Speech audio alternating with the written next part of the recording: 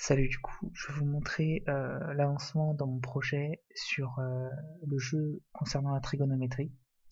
Tout d'abord, je vais vous montrer, avant de parler du code, de ce qui s'est passé de nouveau. Alors, avant ça, il y avait à peu près la même configuration parce que j'ai quand même bien avancé, hormis le fait que lorsque j'appuyais sur un bouton, du coup, les boutons ne bougeaient pas, et maintenant les boutons bougent. Et hop, ils bougent dans le désordre, du coup, il n'y a pas d'ordre précis. Et donc c'est justement ça que j'ai fait et sur lequel je me suis concentré.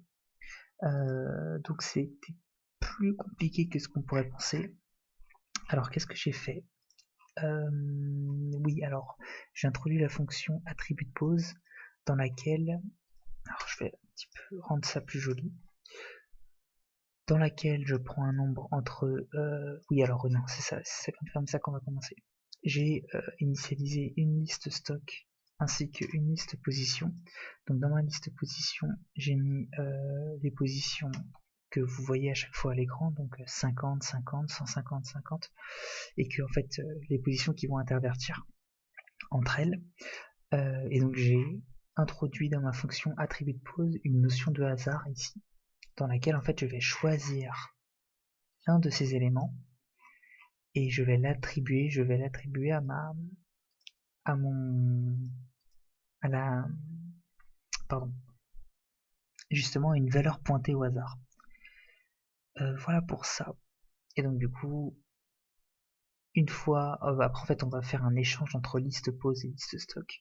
Donc les éléments que j'aurai dans ma liste pose et dont je n'aurai plus besoin sera dans ma liste stock. Et ensuite, je vais pouvoir, ici, je vais pouvoir, lorsque j'aurai pris tous les éléments de ma liste pose, je vais pouvoir transformer ma liste pose en liste stock parce que je vous rappelle que j'ai stocké tous les éléments dans celle-ci. Gros bouton, change pose. Oui, alors ça, c'est une méthode que j'ai introduite dans mon fichier interaction. Où est-elle? Où est-elle? Elle est là.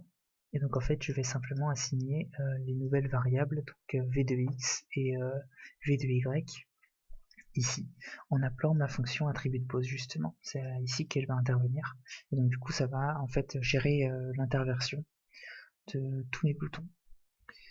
Ce qu'il faut encore faire sur le jeu, parce qu'il y a beaucoup de choses à faire, mais ça reste assez minime. Il va falloir que je mette un système de timer et il va falloir que je fasse du polish, donc il va falloir que je peaufine un petit peu le jeu pour le rendre plus beau et plus attractif. En plus de ça, il faut que je rajoute des boutons, il faut que je remodèle un petit peu la mise en page de tout ça. Je vais peut-être faire un menu parce que les trois quarts sont faits ici. Et après ça, normalement, ça devrait être plutôt bon. Je vais demander à une amie à moi de me faire des graphismes, on va voir si c'est possible. Inch'Allah. Et voilà. Et du coup, moi, je vous dis à la prochaine vidéo. Salut.